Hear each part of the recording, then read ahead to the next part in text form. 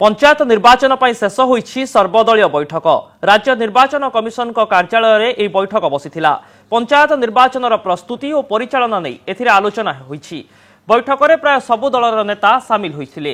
निर्वाचन आचरण विधि, प्रार्थीपत्र दाखल, राजनैतिक दलों खर्च और गाड़ी व्यवहार उपर भी विशद आलोचना करा जायछि।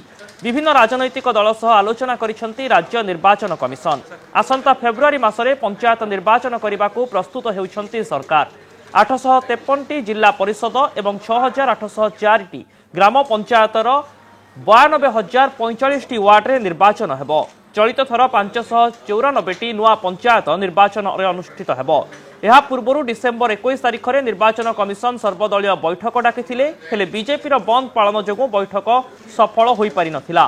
कांग्रेस भी समान प्रसंग में बैठकरू ओहरी जाइथिला एवं आज शेष होईछि सर्वदलीय बैठक, जोठी ओडिशार विभिन्न राजनैतिक दलर नेता एवं प्रतिनिधि माने आलोचना करिसेंति एवं आसंता पंचायत निर्वाचन में किभली ढंगरे निर्वाचन आचरण विधि को सेमाने पालन करिवे, प्रार्थीपत्र दाखल, खर्च एवं गाड़ी व्यवहार ए तमाम प्रसंग उपरे जहाँ कटकणा रही, जहाँ नियम रही एवं जहाँ रूल्स एंड रेगुलेशन रही से उपरे विशद भाव में आलोचना होईछि एवं निर्वाचन कमिशन सहित दलमत निर्विशेष सबु दलर नेता सामिल होई आलोचना करिसेंति।